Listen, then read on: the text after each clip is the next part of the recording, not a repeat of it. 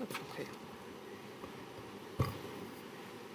So thank you so much. It's such an honor and such a pleasure to be part of the opening ceremony of the 50th World Economic Forum.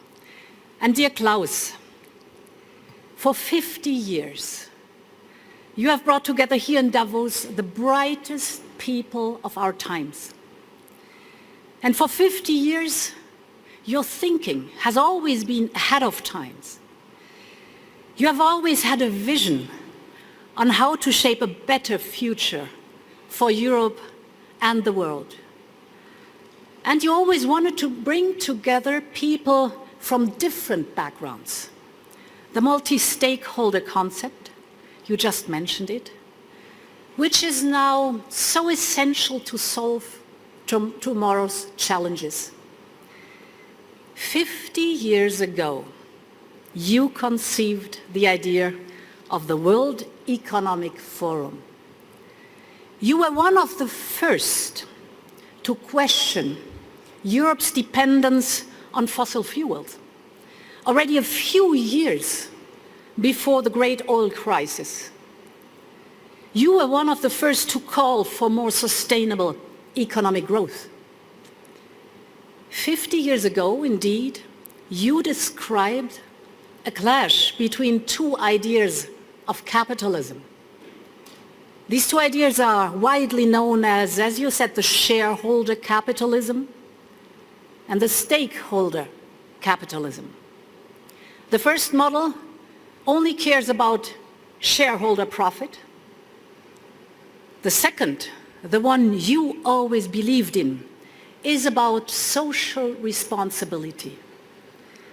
Responsibility towards workers and their families. Responsibility towards our environment. Responsibility towards society as a whole.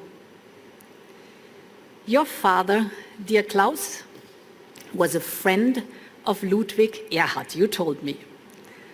And you said that his concept of soziale Marktwirtschaft, social market economy, shaped your early thinking. And this is also the political culture I do come from. And let me say with some pride that 50 years on, it is more needed than ever. Today, I would call it an economy that works for people. And this is what you had already in mind half a century ago. Indeed, in January 1971, when a group of European business leaders met for the very first time here in Davos, it was under the patronage of the European Commission. And they have been coming back here every January since then, setting the agenda for the year ahead. Just as Davos has gone from strength to strength, so has its partnership with the European Commission.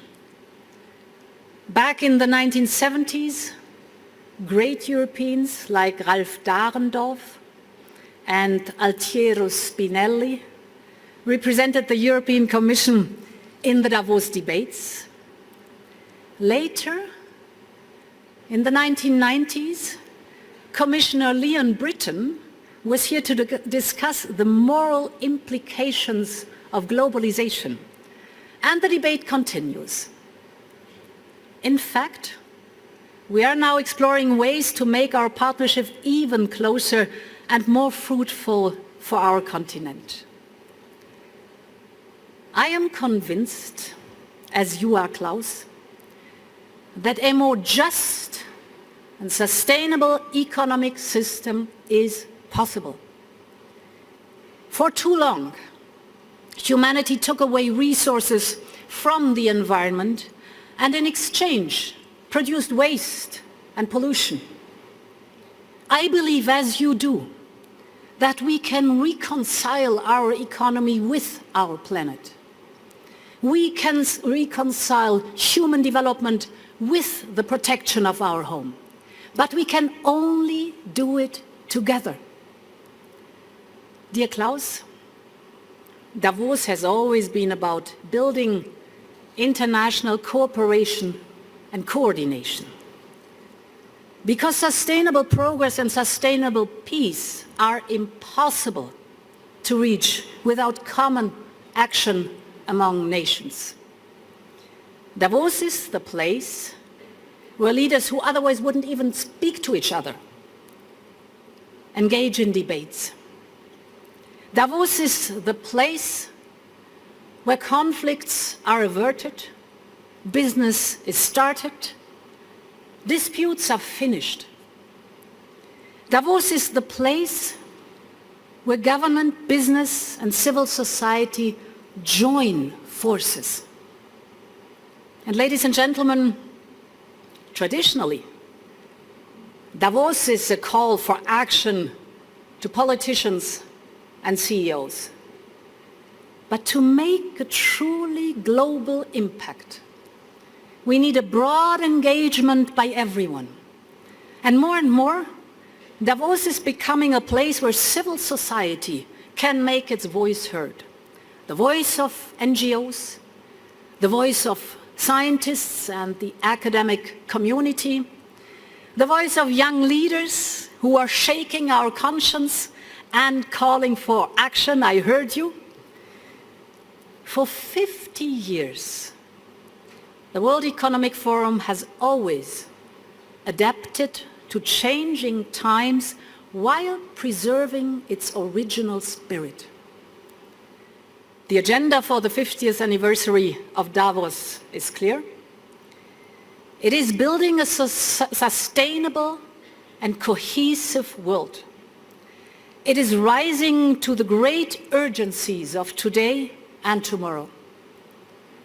We have come here today to discuss, debate, and commit to solutions and to new alliances, to fight climate change, to strengthen inclusive growth, to ensure peace and prosperity for all. Dear friends, to conclude this ceremony, the European Youth Orchestra will play our European anthem, the Ode to Joy. It is the perfect choice, because when Europe celebrates, pays tribute, respects or mourns, our European anthem sounds. And the words are sometimes ancient, but the meaning is timeless. The Ode to Joy praises forgiveness and reconciliation. The Ode to Joy celebrates friendship. The Ode to Joy stands for unity and strength. And this is the spirit of Davos. This is what keeps bringing us together after so many years. There could be no better anthem to celebrate the World Economic Forum's 50th anniversary. And this is for you, Klaus. And it is also from the bottom of my heart for you, Hilde. Hilde and Klaus have made Davos what it is today. We all pay tribute to this lifelong achievement. Thank you, Hilde. Thank you, Klaus.